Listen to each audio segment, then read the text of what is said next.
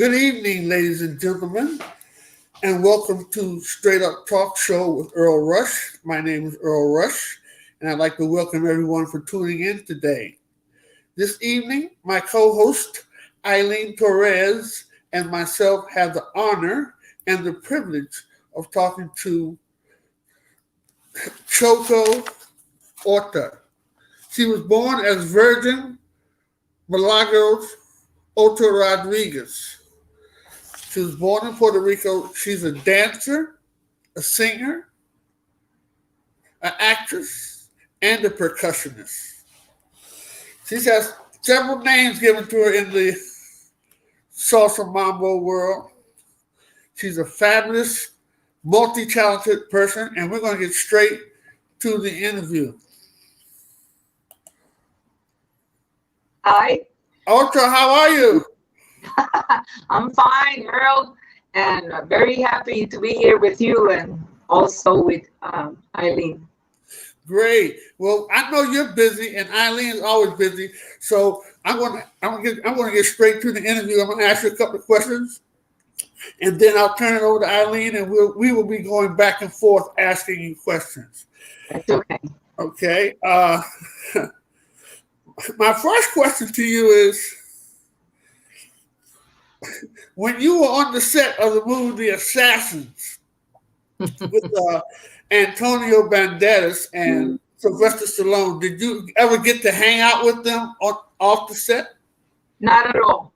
When I was with Antonio Banderas in the movie that I have happened to perform, I was not able even to speak with Sylvester Stallone, and his trailer was exactly in front of mine. Wow. And they do not allow me. Even I make the move to go to Sylvester Stallone, and the guards immediately stop me. Like, listen, I just want to talk to him and say hello. They can I say detain me? Yeah. Yeah. First of all, I want to make sure. I want to clarify that I am Puerto Rican, and my first language is Spanish, and I have a lot of lacking of understanding a few words in English. So I apologize from the beginning, but I'm going to try my best to do my best. If I do not understand something, Eileen will be there to translate or. Yeah. It's not To finish. I'm sorry. The question. Mm-hmm. Antonio Banderas was close to me, and of course, I have the opportunity at the cemetery with which the scene was placed, and I had the opportunity to speak, to address to him, because after all, I was selling him a beer. So then he said Ave Maria Purissima, and that's something that we typically Catholics say when someone said Ave Maria Purissima. Someone will answer Sin pecado concebida, and that was practically the things that was a small moment, but I was happy to be there. I keep getting money from some SAG. Okay, all right. And also, you've done several. You're very multi-talented. But I'm thinking through my research, if not the first, but one of the first things that you started out is doing comedy. Is that correct? Yes, I started my career, part of my career, doing some comedy, and but not because I was a funny person. It's because because you have to be bold to do comedy, Right. because it's more hard to do comedy than drama. So even though I was bold to do it and naive in a certain way, because I was Jacobo Morales called me to do a character which was a salsera in a barrio versus a rock girl. But the thing is that it was a store where we were supposed to be managing the store, the both of us, and the other lady that do the other part, she was white and she likes rock, and I was black and I like salsa. So that was always when we're fighting, because she was putting her music, and I was putting my music in the same radio, and all of a sudden, the owner of the store got to the place and said, "What's going on here? You know, you should get along and stuff." Yeah, yeah, yeah, I get along, but the thing is that I'm Boricua, and this is the music that I like. Those kind of things, you know. It was okay for a start. You know? Good. All right. Okay. I know Eileen has a bunch of questions, so I'm gonna let her get started as well. I will chime in every now and then, but I want to take time out. Thank you so much for coming on to the show. Wow, that was short, Earl. That was short. Well, I'm not through with you. We're just alternating. I got plenty of questions to ask you. All right. Okay, Eileen.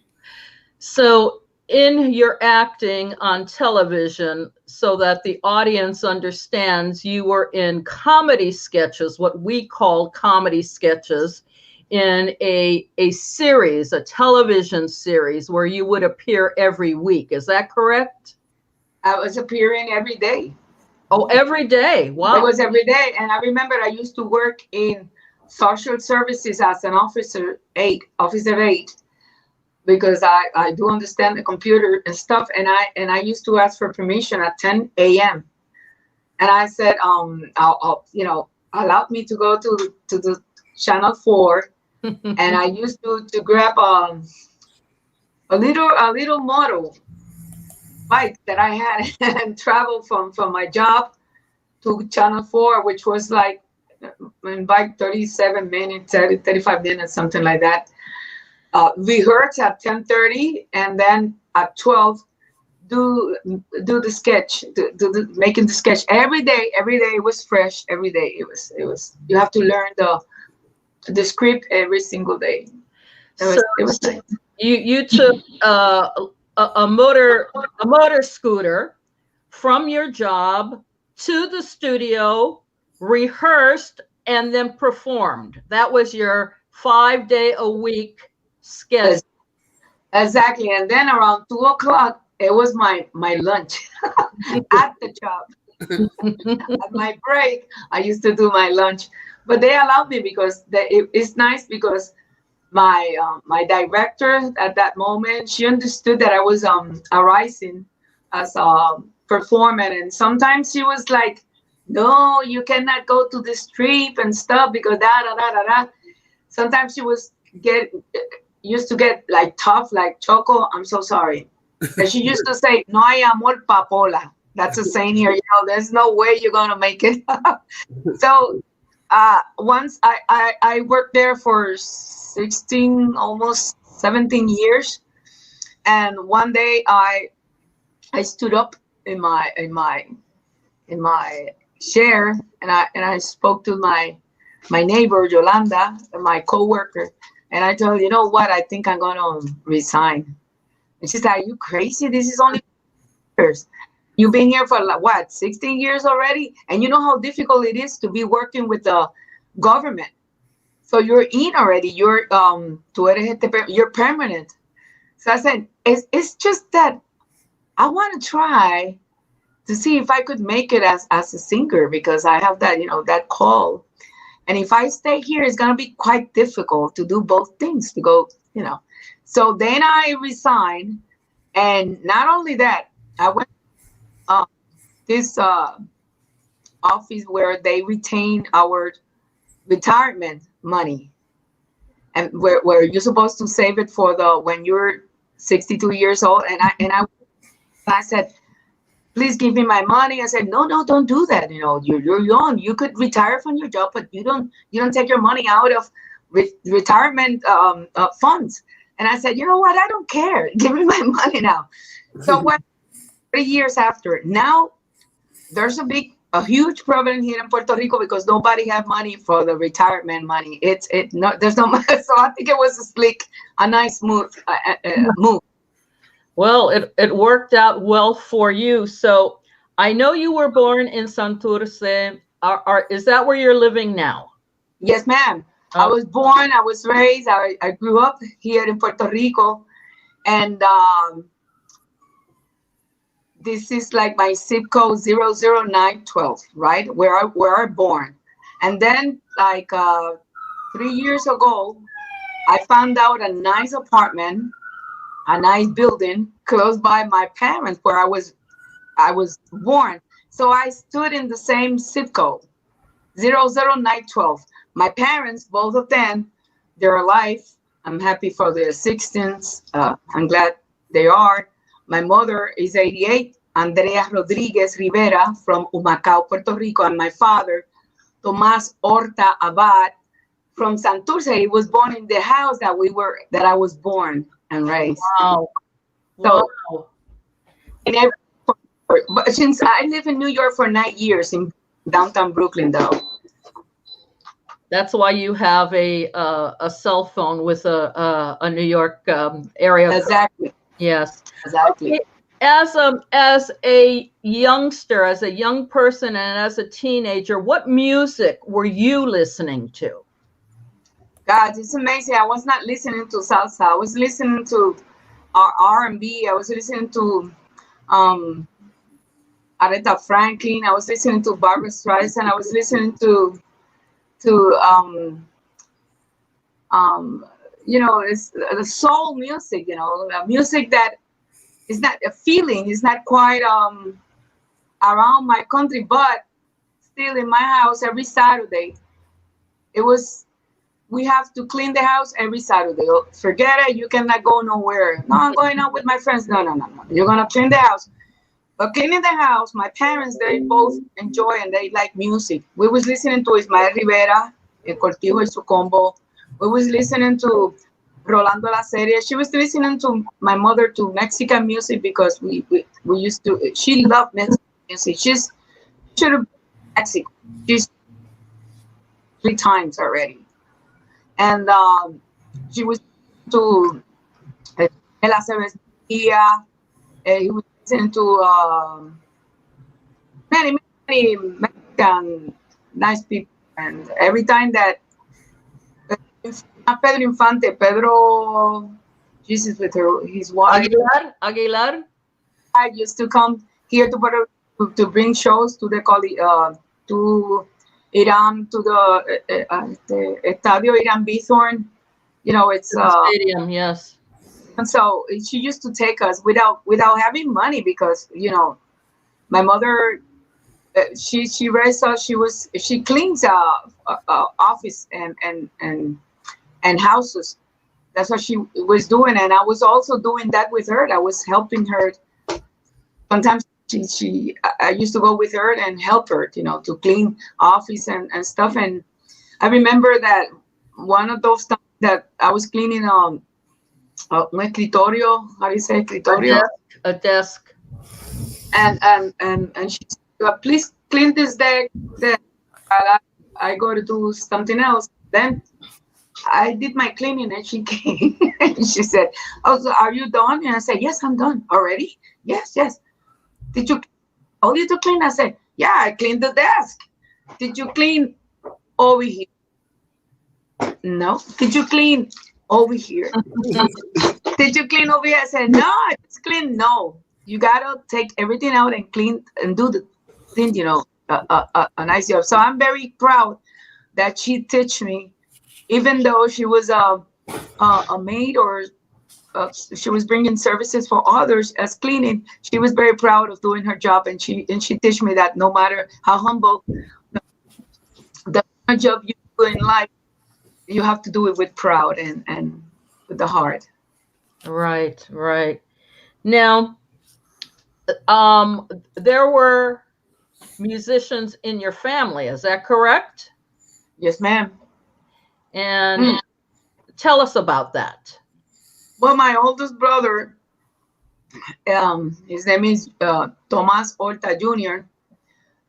He is a drummer still. He's now almost 70 years. He's been living in Daytona Beach for 40 something years. Mm-hmm. And since he was growing, my mother bought him a drum. And every day he was practicing every day. So when 3 hours after he finished his practicing, he step up and I step in. So I used to see him I remember he used to go like with the hi hat and the bonbon and the thing.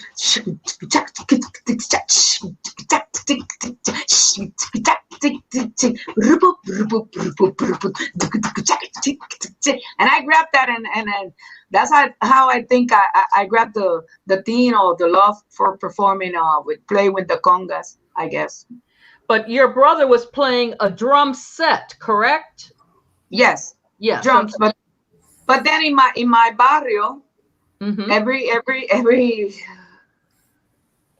cualquier día, indiscriminate day, they used to bring some congas. I remember it was the Blanquito Power, the one that had the conga, because we didn't have money to buy congas, so we used to sing with those congas and make rumbas, you know, in the esquinas and those kind of things. And many things happened with the police, for God's sake. But now I'm gonna say that. Yeah. So. And then you also had dance training in school. Can you tell us about that? Well, I'm actually before I became a singer and an actress, a producer, and all those things that people, you know, make things in life to fulfill life, because life is nothing if you do nothing. So you have to fulfill with things. So the first thing I did in my life at 9 years old, my mother put me in dance schools. So I'm a former dancer, and I will always be a dancer. Ballet dancer. I grab a ballet dancer, and I dance with puntas and how do you say puntas, heels? I don't know. On point. On point. Yes, I did that, and I dance jazz, modern dance, step dancing, and flamenco, all kind of dancers, you know. So I'm a dancer. That's what I did when I was becoming in this business. And it was funny because in my barrio, I always, as a dancer as well, I had a little quartet. People from the same barrio, it was Rufino and El Bajo. He didn't play that good, but I didn't play that good either. And my brother and my brother was in the timbales. I was in the conga and singing. And another friend from Caguas, another town, he was doing the piano. And trust me, with that quartet,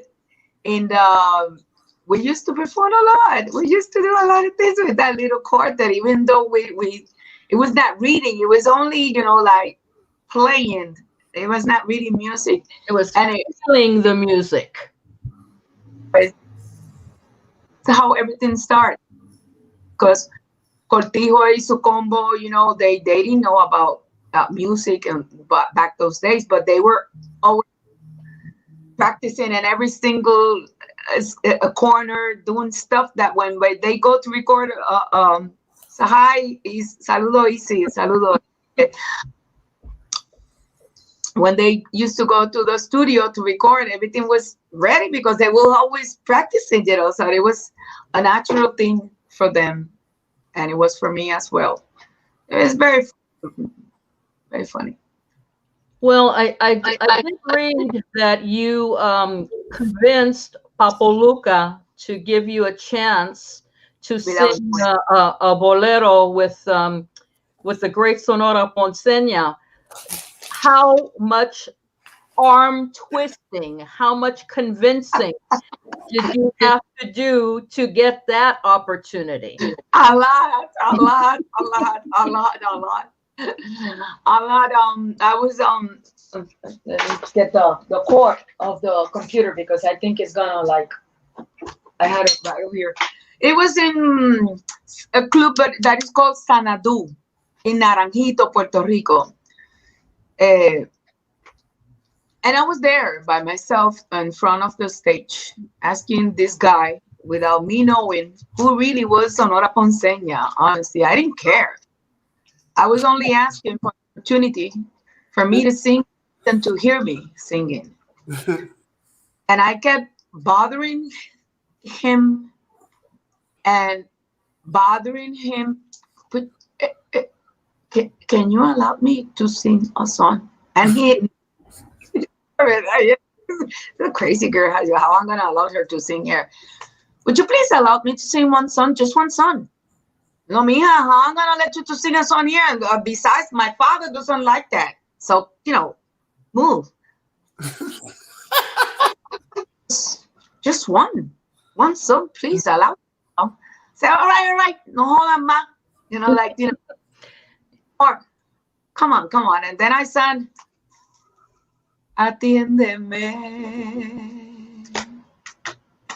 Quiero decirte algo que quizás tú no esperes, doloroso tal vez. And the whole band accompanied me. Escúchame. When I finished the song, I was very happy and proud of myself, and I said I did what I want to do, and thank you. So when I down off the stage, this man is not old. Now he's old. Back those days, he was beautiful, black, tall, and handsome guy. He touched me in my bag, and I looked back and I said, yes. I said, oh my gosh, that song that you did with Sonora Ponceña, that was awesome. You had a lot of swing. And I was humble as always. I said, thank you. I'm happy. But that's Sonora Ponceña, la Sonora Ponceña. That's what. And he said, yeah, that's Sonora Ponceña. And this is something that he validates this information. He was there, of course. But Papa Luca never remember. He doesn't remember this. And I don't know, but this really happens. So he said, I am making, I'm doing a CD. I mean, a LP. Thank you, an LP. Acetato. And I would like to invite you to sing on it, which will be interesting. And I said, yeah, why not? All right, my Julio Gunda Mercedes Mar Orquesta di Salsa Fever, which is the rest is history. Yeah, and like 20 years after, maybe I don't know, 10 years ago, I bump into, in this business you bump. Sometimes you're gonna bump into a musician. So I bump into Papa Luca. I have bumped with him many times. Excuse me, and I told him, "Do you recall that I was bugging you and bothering you at the stage, asking you for opportunity to sing?" I said, "No, of course not." I said, "Yes, it was me," because Gunda Merced was there, and Gunda Merced discovered me there. He was my mentor, my friend, my psychiatric, because everything that happens, he doesn't recall. I don't know if the guys of the bands, back those days. It's a history that if Alfonso, saludos. How you doing, Alfonso?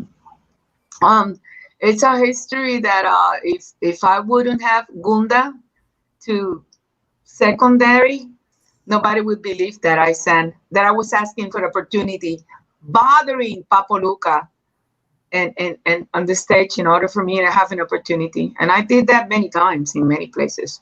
Not only. How did the audience react to your song with Sonora Ponceña? I guess if Gunda react that way, people listen. Let me see how I say this, and I don't want to sound like I'm not. If I am stepping into stage in front of other people, forget it.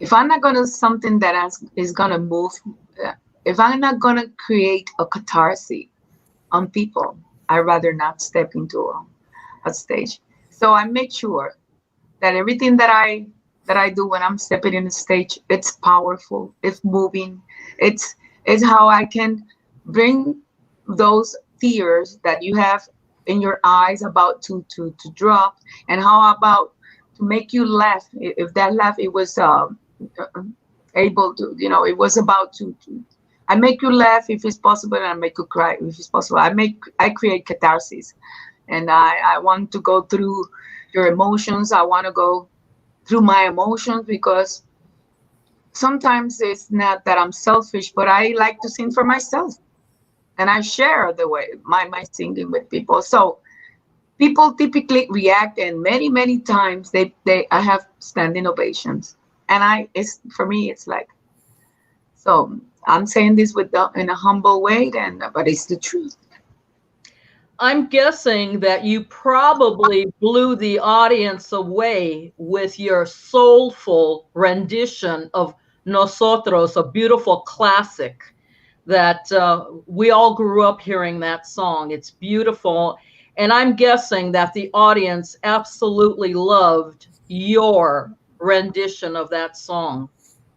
Well, it's something is when you talk about what you do, and it's different when someone else does it in your behalf. Yes. So I wish you could ask someone, or someone could, I don't know, talk about my career. My career is there. My career is there. Period. Well, Gunda Mercedes is a big name in salsa, a very big name. This guy has quite a legacy behind him, and I have 2 Salsa Fever LPs, the big ones. Exactly. Yeah. So, well, let's move on a little bit.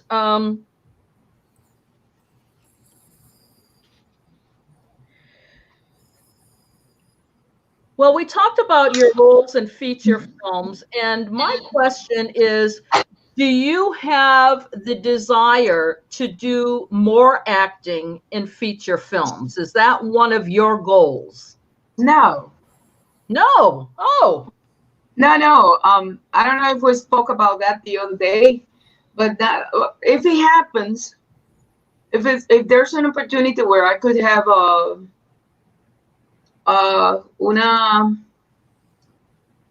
un espacio protagónico, a protagonic performance, of course I would do it. I'm not doing extras, that I signed when I was living in New York. I signed to these agencies where they could get you through to movies and stuff. I just did not recall exactly the name it is.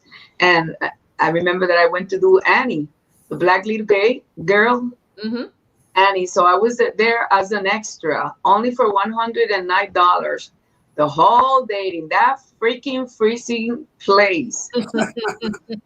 And then knowing who I was, or who I was, in this business, I wanted to sit down in a sofa that they had, because all the extras, they put us in a place, to eat, and different places that I was not comfortable, and I went to that sofa, and they said, you cannot sit here. And I said, why? It's empty. Nobody's sitting down. No, but that's not for the extras. It's well, I might be extra, but I want to sit here. And I did sat down there. And they said, if you sit here and you don't move, I'm going to call someone else. I said, call someone else. Call someone else. And they did call someone else. Not be sitting there. I said, oh, it's okay, but I don't know. I don't like this. I didn't like the experience. I like the $109, because to be there all day, right? For extra, I'm not doing that at all. I'm not doing.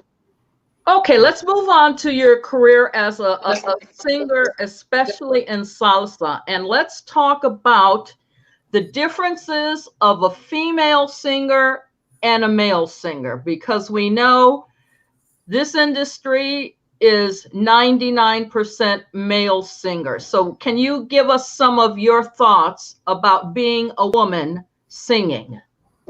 Saludos, Alfonso, desde Newborn. Reconozco. Vaya, veo que eres bajista. There's hi, Alfonso. Well, there's differences. Male are on top of everything. We feminists still working to put a balance, to equilibrate the the same energy or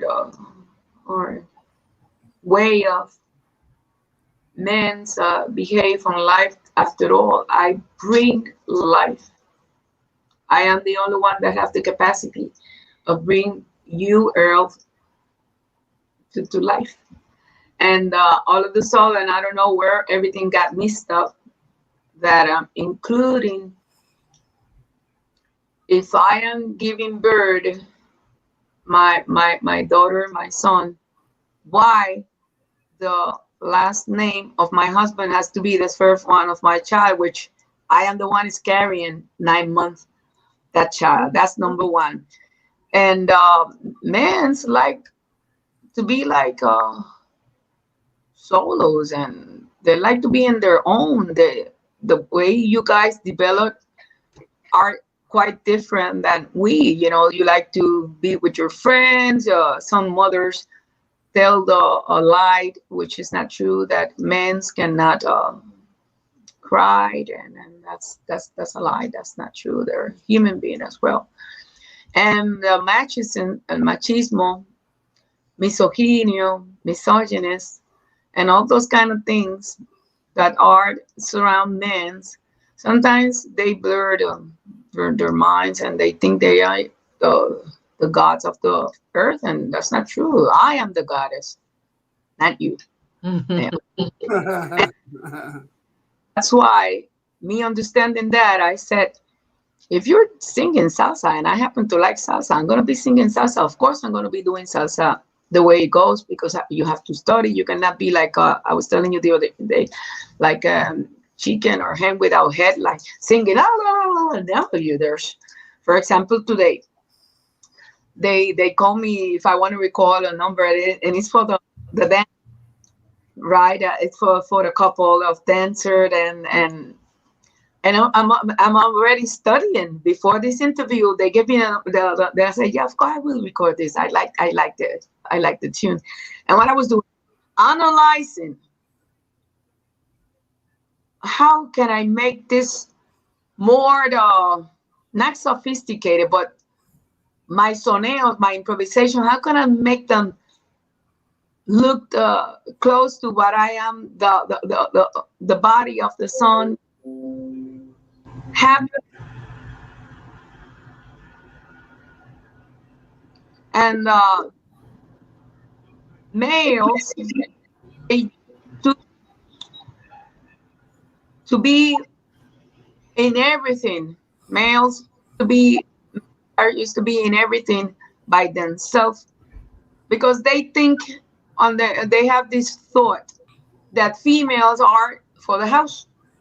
We have to do the cleaning. We have to raise our child. We have to no go nowhere. Even this is siglo XXI. Siglo XXI. That's so easy. 21st century. 21st century. Thank you. Males still thinking that they should get paid $1 for the same job that I do, that I get 80 cents. So there's a difference all flanks, not only in salsa. At the main man wants to be the head. It's supposed to be equal. Of course, male are different in strong in body physically they are different, and they make us think because they're different in that physical way. We're not stronger in other ways, which is where I arise, and it's not something for a people of conga, and I used to bring it to a rumba, both of them, and all of a sudden I was singing rumba, and somebody else was playing my congas, and then 3 months after I realized that, I said, "What I am bringing congas, somebody else is playing." And I said to them, "May I have my congas?" I said, "No, don't worry, keep singing." No, my congas, they're mine. I I have to try to perform, I have to learn. So that's how I did that, including, I remember clearly and vividly, there used to be a rumbas in Loiza, a place that is called, maybe I remember later. And every Sunday I did rumba. And the first time I realized that was rumba, all male, only males, big males. I'm 5 feet tall. So I got there and I wanted to go through to sing, and nobody, they were looking like me, like to me, like this, like what? and I was like, again, no, I like to sing. Well, I don't think so. All right. On this day, I came and I said, Belly, belly, belly, belly, para, belly, belly, belly, belly, belly, belly, belly, belly. Yo quiero entrar, déjame cantar, déjame gozar, déjame rumbear, que yo tengo la oportunidad de darte lo que sea. I start singing, and then Wow. all of a sudden they went like, allow her, she wants to sing, allow her, allow her. And I put myself in a position where I didn't ask for permission. I did it. I took the thing. So that's why maybe they respect me, not only because I grabbed my opportunities, I didn't ask for them. And once I grabbed the opportunity, I did the job as the best way a human being could do it. Maybe that would answer a little bit your question. And when you sing on a CD, do you decide what songs you're going to sing, or does someone decide for you? Well, that's a good question. At the beginning, I don't have inherence in deciding. Is that a word? Inherence? Inherencia. I didn't have I couldn't decide. That would be. I couldn't decide what could I sing or not. It was the producers that used to, mostly the 90%, 99%, they decide what they want me to sing. But once I separate from the company Musical Production, that I was there for 5 years, I start producing my own CDs and selecting my own music, and of course, if they teach me and they taught me what I have to sing, I was in that line a little bit, and I kept it a little bit, but then I separate from that Dios mío, discurso, from that discurso, like what I was telling, what I was singing. So I separate a little into more happy music, not throwing stuff to males. That was the first thing they made me record. Like, you're no good at all. Get out of here. Anyway, yeah, and I guess that in Colombia they love my music because I am like defending females. As I'm not defending anyone. It's just it happens that I sang that, and you think that I am doing that on your behalf. It's good. They hired me because of that. But it's not that I am defending ladies. Everybody's supposed to be, defending themselves. Another question. Since there are so few women that are doing what you're doing, do you write, you compose your own soneros? Soneos, excuse me, your own soneos. Yeah.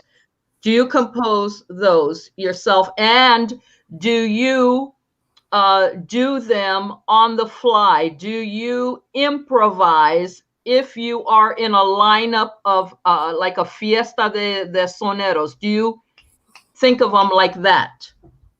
Yeah, I've done it in the past. I'm able to do that, and yeah, it's part of the job.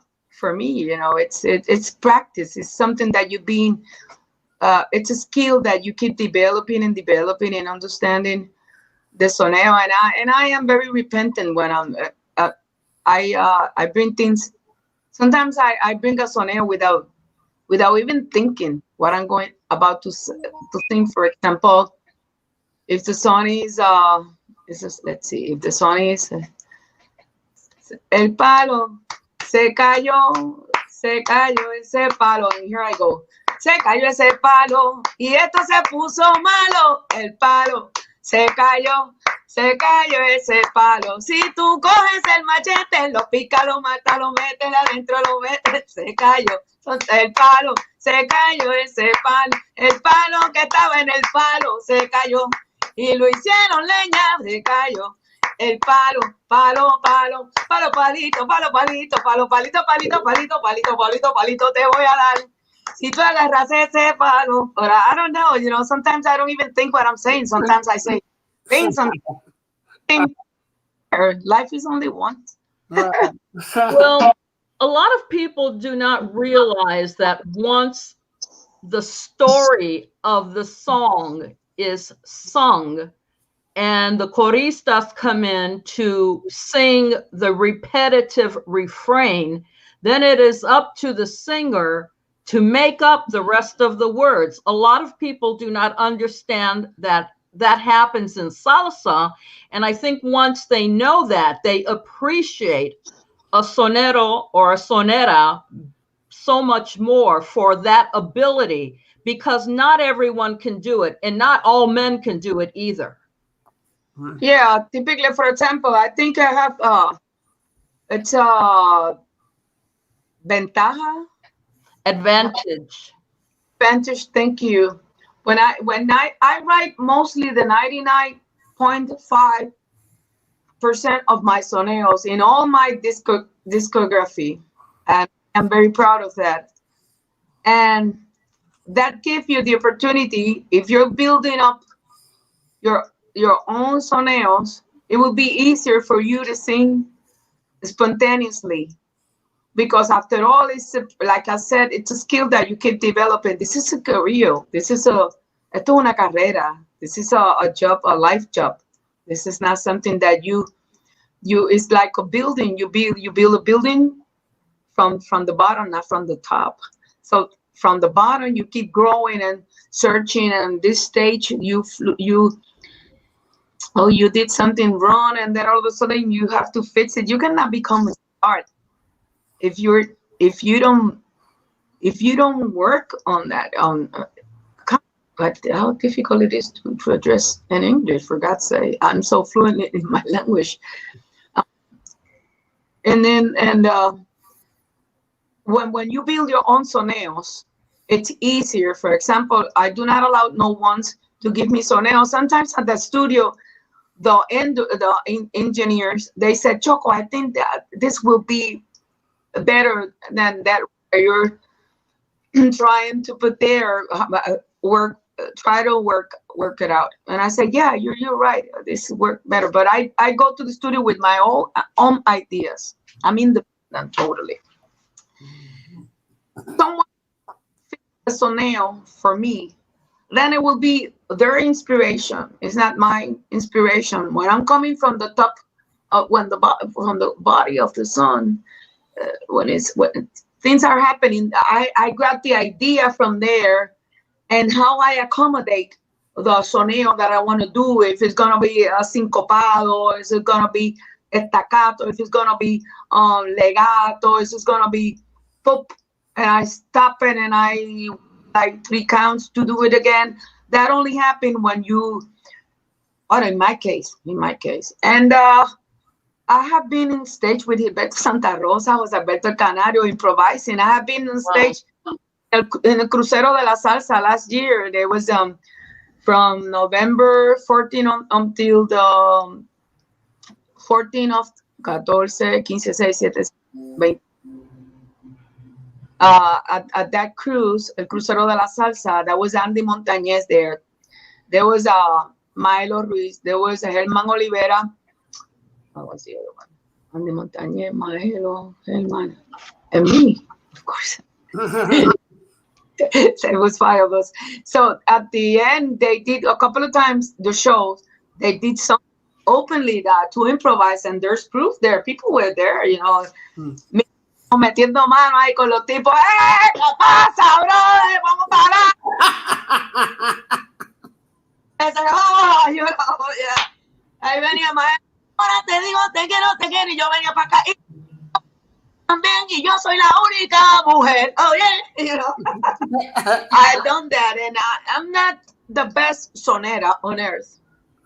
There are better soneras than me. I recognize that.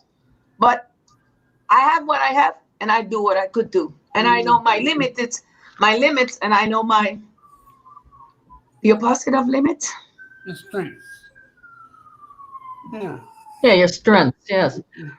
Earl, should I give you a chance to talk? Yeah, we're gonna take a quick second. We're gonna play a clip with Choco singing along with Gilberto Santa Rosa, and then when we come back, I've got another question I want to ask her, and then we're going to talk about the new music that she has coming out and a project that she's working on. Okay?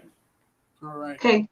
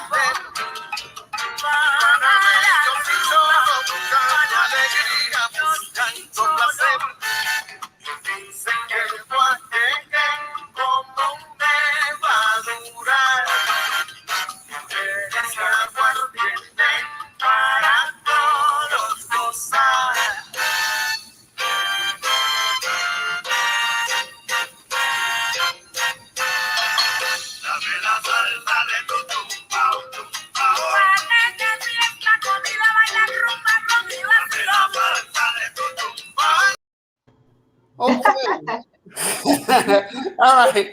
One of the questions I wanted to ask you, we interviewed a local musician here. His name was Joe Falero, and he said that Choco Orta can play those congas. I'm like, yeah, well, we'll see. Well, I did some research on you, and I pull up a video, and I'll have it on here, of you playing on stage. You're playing congas along with Tito Puente.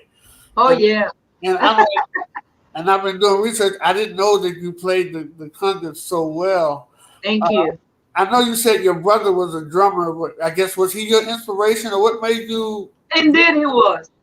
Mm-hmm. Definitely, he is. He is. He's still alive. Okay, all right. And so now, Ali may have a couple of more questions, but before we let her close it out, I want you to tell me about your new projects that you have coming out, your new music. I see you've done some bolero with Domingo Quinones. You've done something with Gilberto. I want to know about all your new CDs that are coming out, and you're producing your new CDs. Tell me everything that's going on. Thank you so much, sir. Well, I just recorded a bolero with Domingo Quinones, which was recorded by Richie Ray, Bobby Cruz, and Mickey Vimari 40 years, or almost 40 years ago. And I am very thankful that Richie Ray himself, he gave me the arrangement. What I'm singing, Cuando Me Digas Sí. It's an arrangement from Richie Ray, and he was so kind that I asked him, "Can I have this?" He said, "Of course." So that's what people are listening. I always thank him for that. And that bolero is running independent. It has nothing to do with this CD, which has happened to be the latest and the last CD that I'm going to record in my life, which is called Lo Suyo Es Mentira. And my guests are featuring, maybe you could see Gilberto Santa Rosa, Ruth Fernandez, Canelita Medina, Trina Medina, and Diego Gale, which he was he make the arrangement of Los Suyos Mentira. This is a tune of my own. Los Suyos Mentira. I composed this tune, and this is the last CD that I do that I'm gonna produce in my life because um nobody's people are, the industry is changing so much, so it will be nice if you could have this CD because I'm not producing more. I'm going to produce single. It's not that I'm going to step out of the industry of salsa, which sometimes I feel like I should. And but I'm not recording it. If you're interested in having this CD, I could send it to you in the United States. The cost is $30, include shipping and handling. And I guess you could through PayPal, Choco Orta at Gmail. You could reach it, Choco Orta at Gmail, double O-N at the middle. You send through PayPal $30, and then through the mail, I'll send it to you. And it's a great CD, and because, like I said before, I don't do. If I'm not sure that it's gonna hit. How was in singing with Grupo Gale? How was it singing with Grupo? I never sang with Grupo Gale. Janer, Bruno, how you doing? I just record. I make a alianza Alliance. with Diego Gale. He did the arrangement of this recording, and the lyrics are mine, and we work on that. But never saludo Janer. And how was it? Yeah. So if you want to get it, chocoorta at gmail.com. My latest job with Gilberto Santa Rosa. He's singing with me, Capullito, Buchipluma. In this case, I invite him. And the one you saw, Guateque de Chombo, he invited me to that production.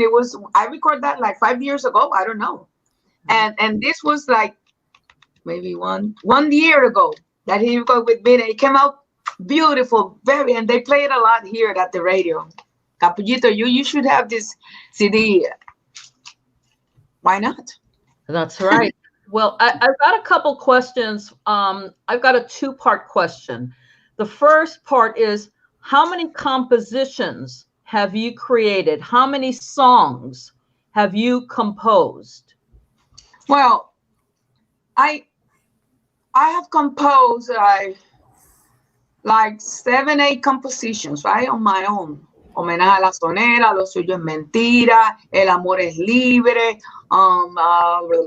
anyway, around 8. But this is what I said, Aileen. I have a situation because if somebody else, write a song, give me the body of the song. I have to develop the soneos of it, the inspirations. So that's another song that I'm creating for that song. And I don't get paid for that because the industry does not recognize that like something that is huge. And the song, if I sing it the way it was, it's okay. But then when I add my inspirations, that it put it creates the song bigger, huge. So my discography, I already have like, I don't know, 90 songs that I have recorded, the whole thing, in collaborations with a lot of people that I done with Willie Rosario, and Gilberto Santa Rosa, so some other people that I cannot recall now. It's many of them. And so I have created many songs then, so you cannot count my daughters. This is the way I call them. Okay. Well, you mentioned Mayelo Ruiz, and so I'm going to ask you about the song El Amor es Libre. That song, I think, is, I call it groundbreaking. And Earl, if you haven't heard this song, it's a song about a woman telling a man that she's in love with another woman. Oh, okay. So No. tell us. But Nelson Perez, she's insane. What that means? That I'm crazy? No? I don't get it. I don't have the slang in Spanish. But if I'm insane, I'm happy. I don't know if it's in a negative way you're saying it. If I'm not in touch with the reality.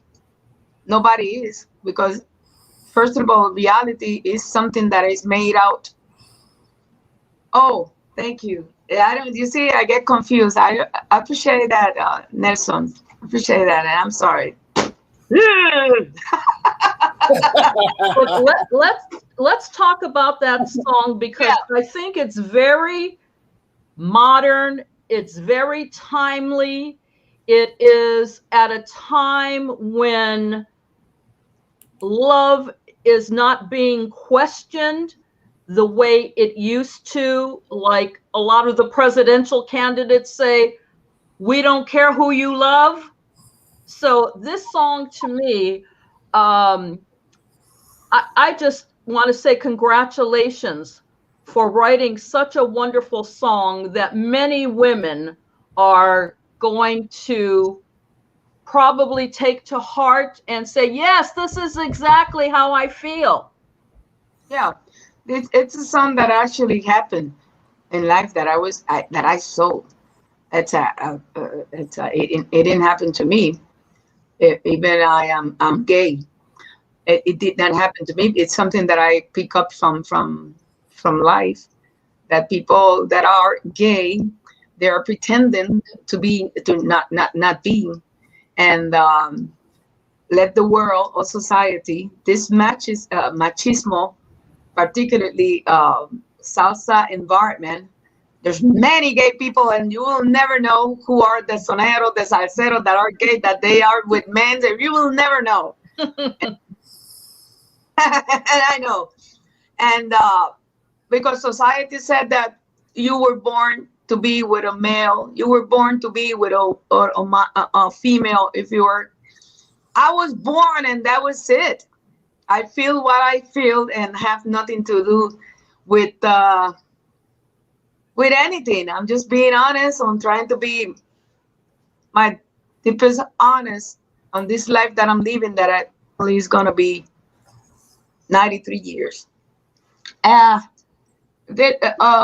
when I saw this situation, I decided to write the song, because it's this couple that they separate actually together for 6 years, and finally she decided to say to him, listen, I can not take this anymore. I have to leave you. And he said, what's going on? We were happy. I love you and you love me. He says, I know, but I was confused because society it's appointing me that I have to be with a male, but I don't feel this way anymore. And by what's going on, let's fix this. No, I always love a woman. What are you telling me? He answered her, that I just heard that you said you love a woman? And she said, yes, I've been hiring myself this 6 years from society. And he said, but okay, let's try to fix this, because I love you. I don't want to let you go. And she said, no, I cannot live this false life still. And then he said, okay, you know what? I support you. This is what you want to do. I don't own you. You don't, you're free to go.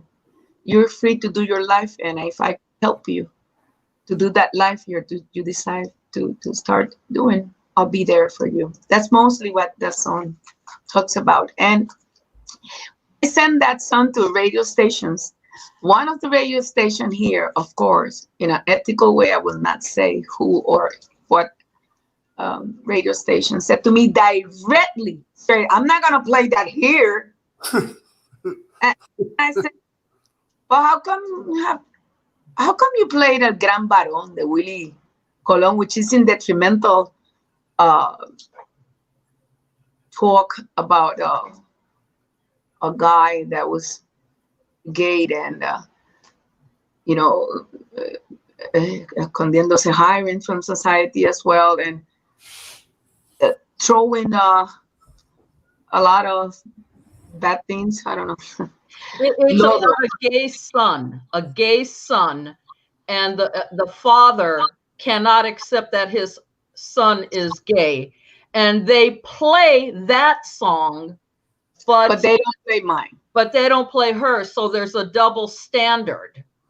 Exactly. So at the end, it's funny because the person that said to me, I was just thinking about that the other day, that he was not gonna play that song in the radio. I found out her only daughter is gay. Oh, So that's very shocking, and I think now he get along with me pretty good because it's amazing how you have in the family someone that it's different from others.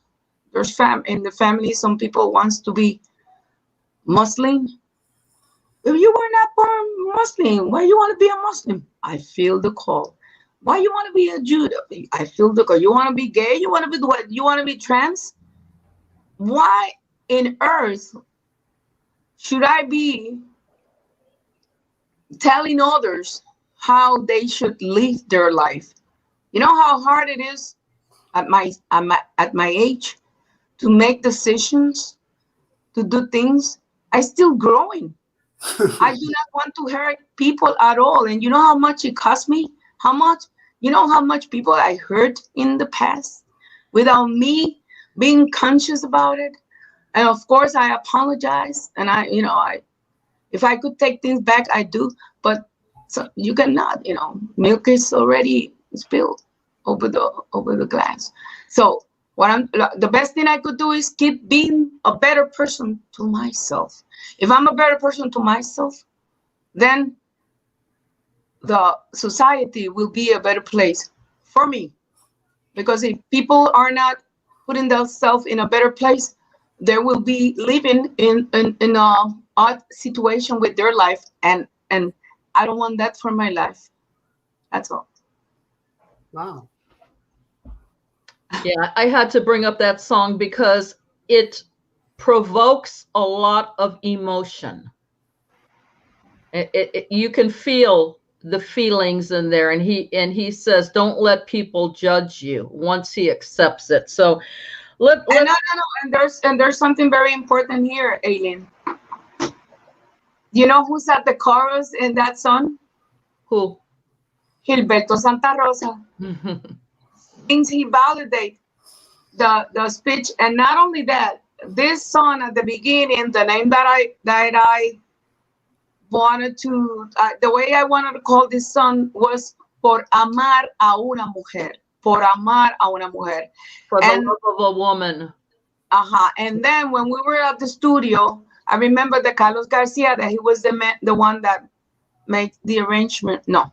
Yeah, he makes the arrangement for me, Carlos Garcia. And he said, let's ask Gilbertito for the second chorus. We already have the first one. But the second one, let's ask Gilbertito. So I asked Gilbertito, can you do the second chorus of this one? So he went back to the wall. He put his feet on the wall. He went like, no esperes más, el amor es libre. And I went like, wow, Gilbertito, man, you just came out with that. Buena filosofía, aceptar quién eres. Alfonso, eso es así. Gracias. So then I decided, instead of putting por amar a una mujer, el amor es libre. That's why I end up the song. Libre como el viento, libre como el sol, como las palomas, así es el amor. Yeah. So he was there validating the song. Yeah. Who wants what? Yeah. Love should always be free. I want to ask you one last question about your adherence to Buddhist philosophy. How long have you been a follower of the Buddhist philosophy? Well, almost 18 years. I am a practitioner. I'm not a Buddhism. I've been like looking, like I said in the a moment ago, looking for my place, my own person, looking for my voice, looking, reaching to my own persona. So I've been in Buddhism practicing. I am a veganist. I'm vegan for 37 years. I ride bikes. I just motorcycles. I go to the beach with other females that they love the sea, and I do so many things in order for me to find out. I keep looking for who's Virgen Orta, Choco Orta, and I'm pretty close to get to reach who she is, who I am. Yes, I. Well, we love who you are. Thank you. Thank you so much. Earl, do you have any further or closing? No, I don't. I just want to thank Miss Orta for spending time coming onto the show. I learned some things about her. I did a lot of research about her, but I also learned some new things about her. So my mission is accomplished. I always try to learn something different about everyone that we interview. So Thank you. everything was great, and got kind of emotional at the end, but I thought it was a great show. And thank you so much for coming on. Thanks Yes. for having me, for inviting me. Now your fans know you even better. Yeah. Yes, it's okay. It's okay. Thank you so much for this interview, and to all people out there. You see, and now I'm improvising. I'm not even know what I'm going to say, but I'm saying it. You see, to all people out there, I trust that life is going to become in an equilibrium and in a nice balance and serene and happy. Be happy and keep doing what you do, and no matter what, keep doing what you do. I love you all. All right. Thank you. All right. Wow. Well, guys, thank you so much for everyone that tuned in. Thank you, Eileen. Special clave out for you for making this happen. Special clave out to Choco Orta. We look forward to seeing and hearing your new music that's coming out. Thank you guys so much. Next week we have the fabulous Lucy Growl. So thank you everybody for turning in. And also, I didn't get a chance to put it up, but I want to end the show on 30-second silence for rest in peace memory to Jimmy Morales. So I'll end it with 30 seconds of silence and then we'll go off. Thank you guys.